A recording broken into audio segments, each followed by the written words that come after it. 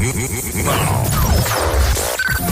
found it. This is 93.7 Citizen FM, Abuja.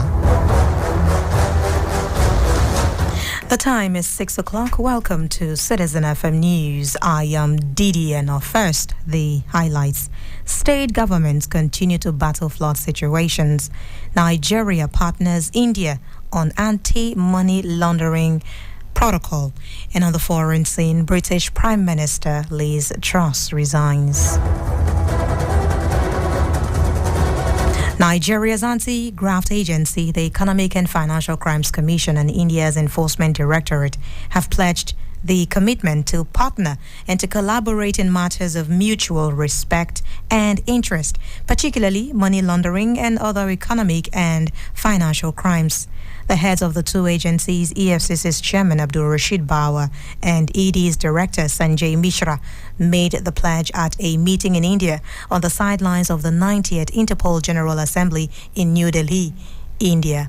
A press statement by EFCC head of media and publicity, Mr. Wilson Owojaren, said the two leaders agreed to share experience and to cooperate in matters of mutual interest and concern. About 1.9 million people living with HIV in Nigeria have access to free treatments to save their lives and also enable them live a healthy and productive life. The United States Center for Disease Control and Prevention Country Director for Nigeria, Dr. Mary Boyd, stated this at the opening of a two-day CDC biannual program performance review at the meeting and symposium in Abuja. U.S. Center for Disease Control and its partners have been working with Nigeria's health sector to strengthen technical capacities that enables Nigeria to mitigate disaster. Under the program, over 1.9 million Nigerians living with HIV in 21 states in Nigeria and the Federal Capital Territory are currently receiving treatment. Dr. Boyd said the U.S. government took pleasure in working and supporting governments across Nigeria. Delta State Governor Ifeanyi Okowa has visited flood victims at internally displaced persons camps across Delta State. The governor assured that his administration would continue to support them until they were able to return to their homes after the flood. Meanwhile, Commissioner for Information in the state, Charles Anyiagu, gives an update on the flood situation. Well, I can tell you that it has not been funny. About 19 local government out of the 25 local government areas in the state have been largely submerged. That is just to say that the other 6 are entirely free. We still have issues of flooding in some communities, just that those 6 are better off. But for these other 19 local governments, we have also been able to set up as much as 10 camps plus 1. I use the word plus 1 because there is one that is not entirely a camp, but we are still sending relief materials to individuals in some of those communities. There are some communities that would not want to come to the camps because, of course, that the area is an area they see as their ancestral home. He said the fact that state started its sensitization on time helped save more lives as residents were encouraged to relocate on time. What has helped us so far not to be able to record the casualties as it is in other states is that we started our sensitization on time. The State Bureau of Orientation has been very busy in the last 3 months, making it known to the people that this flood will come based on the advisory that we got from the Meteorological Agency. And so that has helped a number of persons moving away from those communities that have been submerged. Otherwise, perhaps it could have been worse than what it is now. Meanwhile, the Nigerian Navy ship Sorrow is completing the efforts of the federal and state governments, and it has deployed some personnel, trucks and boats to ferry stranded travelers along the east-west road as the floods continue to spread. Some of the trapped victims lauded the intervention of the Navy and their personnel for coming to their rescue. Every bit of the road with a certain voice, amount of 5,000, 2,000, each checking point, the voice, the marks the whole road before we pass. As we reach this bus spot, just to decide the load from the tipper, we pay 4,000. To drop out from the boat, from the tipper to the ground, to the boat, 3,500 naira. Begging for government to give us an assistance so that we can help ourselves before there can be an alternative to the water to go down. So for now, we are finding life very difficult. both sellers and buyers. You pay lorry like 2,000 to 5,000 before you cross your way over, and you have bad boys who always molest these people along the way if they want to cross. We are thinking how we'll pull out from Okobe to here. They just came and helped us. We appreciate very well. The naval personnel said they have to intervene because of the suffering of the travelers who are at the mercy of some criminal elements in the environment. Navy is every ready on ground to assist them. We ferry them from Yenagoa to Port Harcourt and from Port Harcourt to Yenagoa.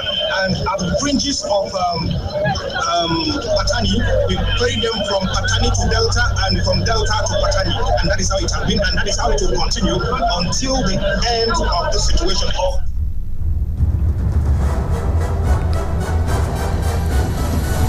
And now to other matters, the United Nations Children's Fund has said that only 36% Nigerian children attend early childhood education.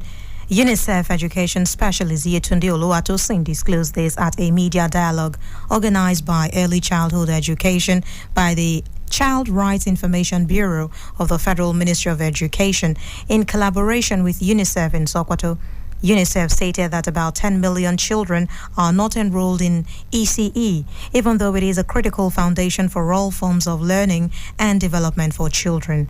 It noted that research has shown that children who attend ECE performed better and had better earnings and potentials, pointing out that 2 in 5 children are not on track in development. And now to reports on the foreign scene. Reactions have continued to trail the resignation of its Prime Minister, that is of UK, Liz Truss.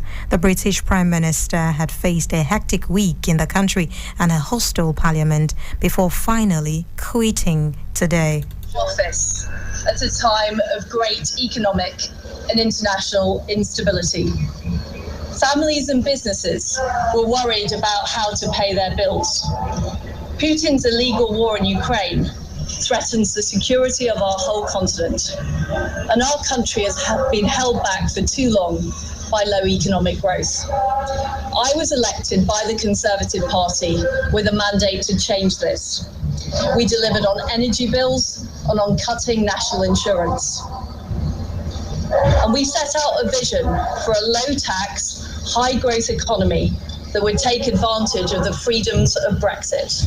I recognise, though, given the situation, I cannot deliver the mandate on which I was elected by the Conservative Party.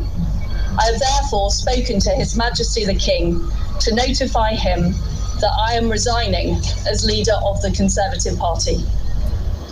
This morning I met the chairman of the 1922 committee, Sir Graham Brady.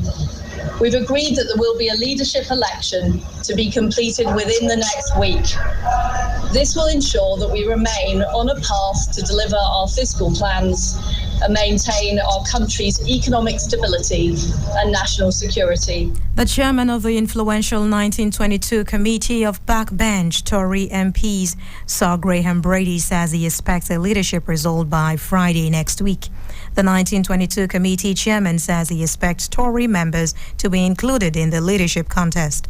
It is anticipated that he will set out the rules as to how the Tory party will choose its next leader.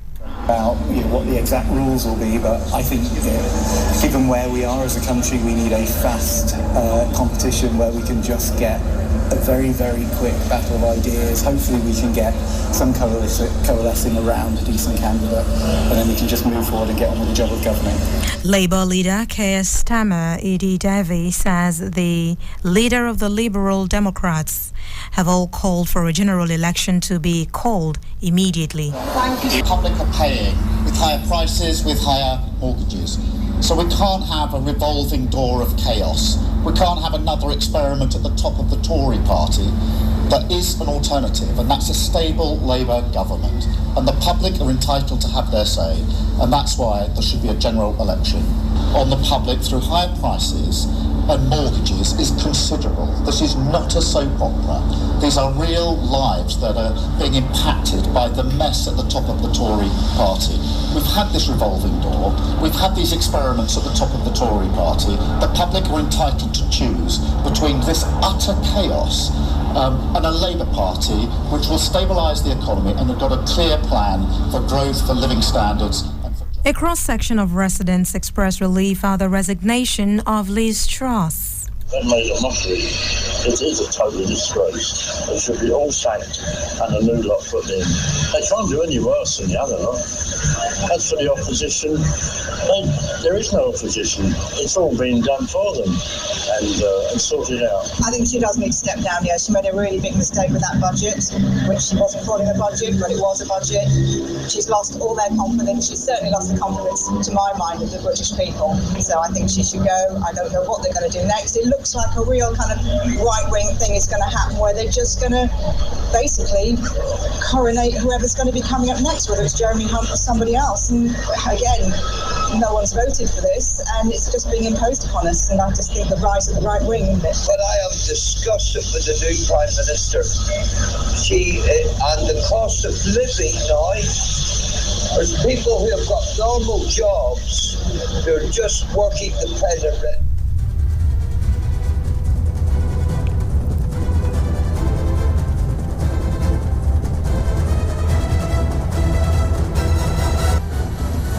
Meanwhile, U.S. President Joe Biden says the U.S. and the U.K. are strong allies and enduring friends, and that fact will never change.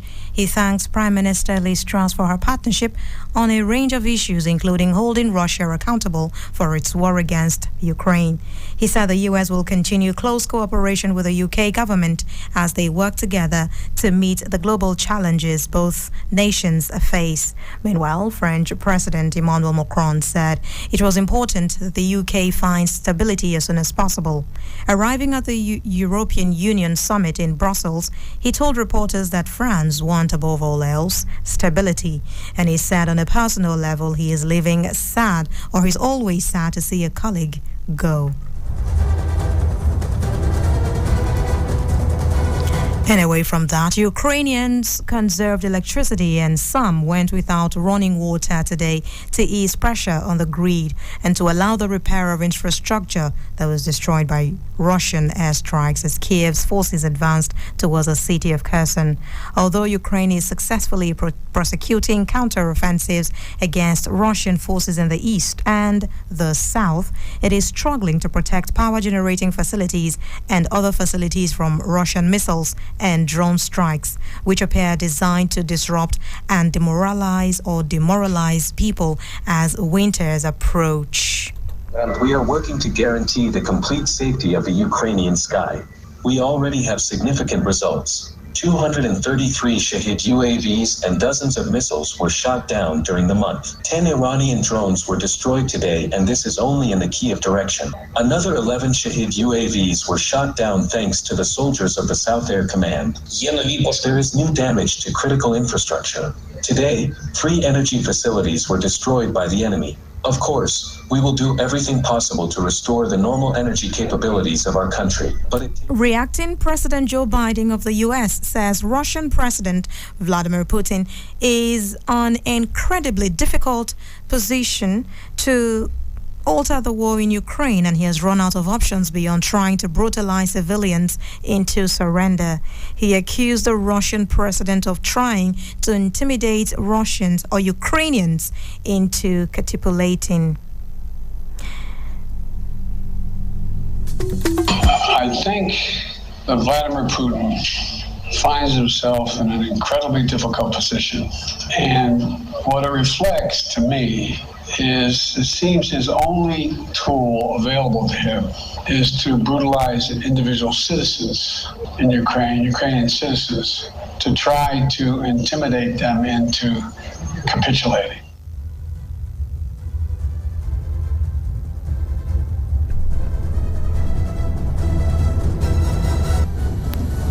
And that was Citizen FM News at 6. But before we round off, a look at our top stories.